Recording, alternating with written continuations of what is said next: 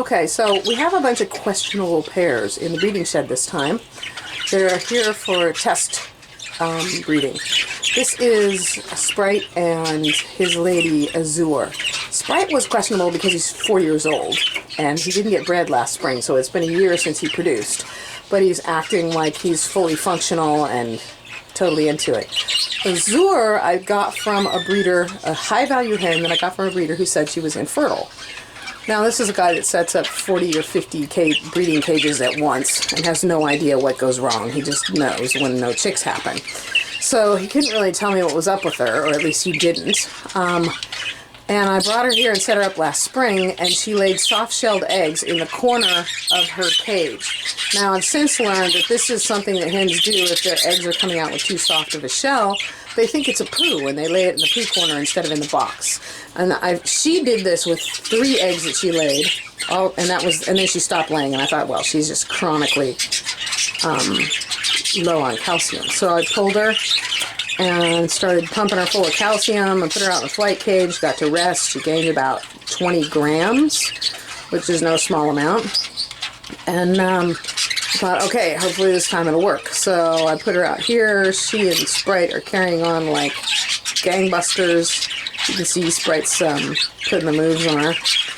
And she laid her first egg in the corner with a soft shell. So it may be that her body just doesn't make eggs with shells. It did have a shell on it. It was just too soft. Whereas last year they only had a membrane. So my last-ditch effort with this girl is I'm going to start putting calcium in her water. Now, mind you, the liquid calcium makes males infertile.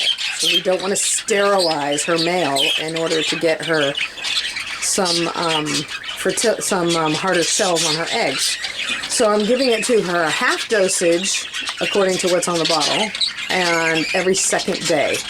So I can't slam her with too much of it, but I'm hoping that will help kickstart her body into providing the calcium that her eggshells need. But we'll see. If not, I'm giving this to her for 4 days. She should be laying an egg every second day for the next several days. So we will know by the end of the week what's going on with these two. I may have to pull her and give Sprite a different mate. He will clearly be heartbroken because he adores her. This is 2 birds in a box. This is Sprite and, not Sprite. That was Sprite. This is Artemis, who is a hen that I set up with,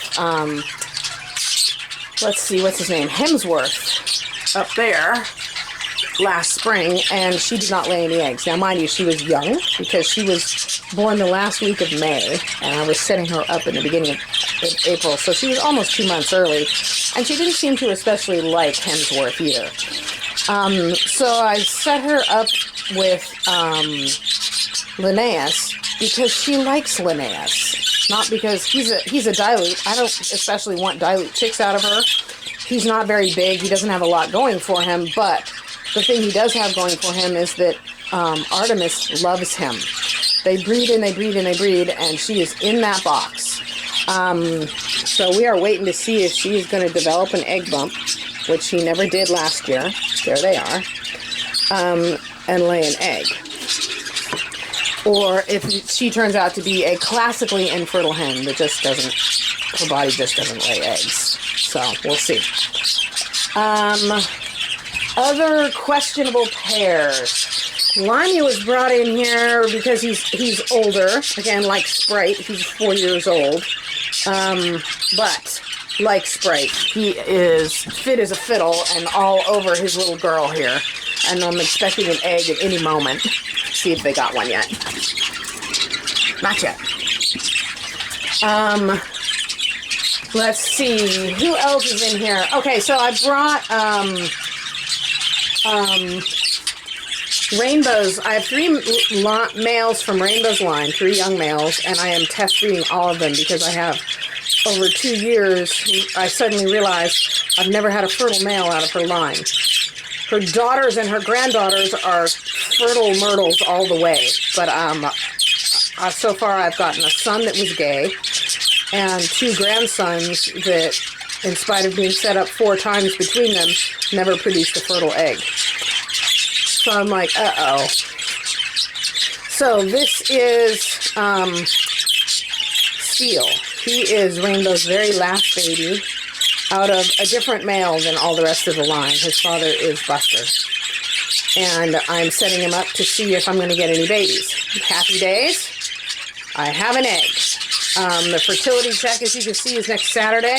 So we will candle the eggs then and see if we see any signs of development. These two were doing absolutely nothing, standing on opposite ends of the cages and not speaking to each other for the longest time. But as you can see, they have happily decided that they like each other. This is also Rainbow's grandson by Azul and Storm. And that little girl in there is a Jester and Sky baby girl. And they ignored each other for the whole first week, but earlier today I actually saw them actively breeding. So, if the infertility in the older boys was due to behavioral issues, not breeding their hens, then this guy's got it solved.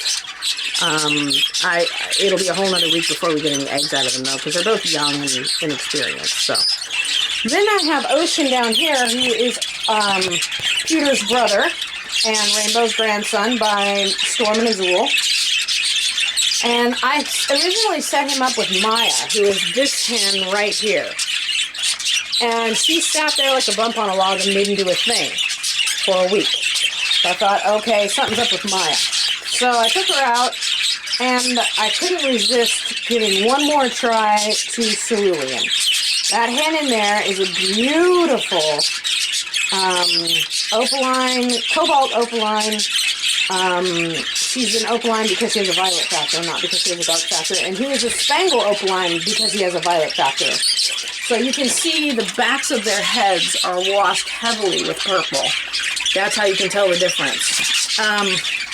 Well, it's one of the ways anyway. This girl also has a bit of a wash, but I'm pretty sure she has a dark factor cobalt. It's just a different, if you see it in person, it's just a different hue. But anyway, I would love it if these two bred, but this hen has beat the hell out of 3 different cocks. She's got some kind of a little glitch. I thought she had some kind of a little glitch going where she would go in the nest box, decide it was hers, and then try and drive the male away as though he were an invader. Foolish, foolish hen. However, I ran into this thing with Remington over here. That's her Razzle. Remington's in the box with her first egg. Oops. Hi, Miss Remington. Miss Egg. Miss Remington. Where I bred her to Razzle like 3 times, and they never hung together out in the big flight cage. Remington always hung out on her own. So I tried switching males on her with disastrous results. One she actually bred to, but never let him anywhere near the chicks, so he thought the chicks weren't his, and he actually tried to kill them. And then another one, I put her in with Sprite here, and she bit him so badly that he bled all over the place, like she was trying to kill him. And then I set her up with this guy up here, and he was clearly scared of her, and I'm like, well, what am I going to do with this girl? So I finally said, you know what? I want to breed him to a different hen, so I'll put her back down here with old Razzle. And I put her in the cage. They took one look at each other, said, kiss, kiss, love, love, and she laid an egg 3 days later. So apparently all of that aggression towards those males was, this is not my mate. My mate is Razzle. So this girl I got from a different breeder. I have no idea who she thought her mate was, but clearly he wasn't around. So I've been trying to get her to pick a mate by just leaving her out in the flight cage. She never did. But Remington never looked like she had a mate out in the flight cage either. That's why I tried switching her. So I thought, I wonder if this girl's aggression is the same as Remington's, in that I'm putting her with the wrong male, and she's rejecting him because he's not her male. So this little guy was in here for a week with Maya. He owns this cage. He owns this nest box. And he's ready for a lady. So I put her in there, and he instantly starts flirting with her and warbling and carrying on. This is my territory. This is my next box. If you want it, you got to have me too. And so far, she hasn't tried to kill him. So we'll see how the conversation goes. But it would be nice. It would be very nice. It would also add to my lexicon of knowledge about the strength of the bonds that these birds have. In the meantime, I put Maya back out in the big flight cage thinking, well, she's a coal bird. She's not going to ever breed for me. And the first thing that happens is she flies straight over to this guy, gives him loves and kisses, and they sit on the perch and preen each other. I'm like, okay, so what you're saying is Ocean wasn't your mate. This guy is your mate. His name is Shamrock, by the way. So I put him in here, and we'll see what happens. If she continues to ignore the nest box as she is doing, I'll pull her. I had him earmarked for a different hen anyway. So, but I'm going to give him a few days because, as you learn when you're breeding these birds, sometimes going along with what the birds think is really the way to go. So those are my questionable birds. Oh, look, she went in the nest box. Oh. Yep, she's gone. She's in that nest box. Okay. So sometimes just going along with the infertile ones will give you fertile birds. Follow their preferences and they'll breed for you when otherwise they wouldn't. So we'll see what happens. But those are my questionable pairs. Sprite and Azure. There's Linnaeus and his Artemis, who doesn't lay eggs. These two with the over-aggressive hen, although maybe she'll be nice this time, who knows. And then he is a male from Rainbow's line, as well as his brother Pewter and his uncle Seal. And I'm breeding all of them to see to make sure I have fertility in Rainbow's line, male fertility. So that's my questionable birds. We'll have to watch them and see what happens.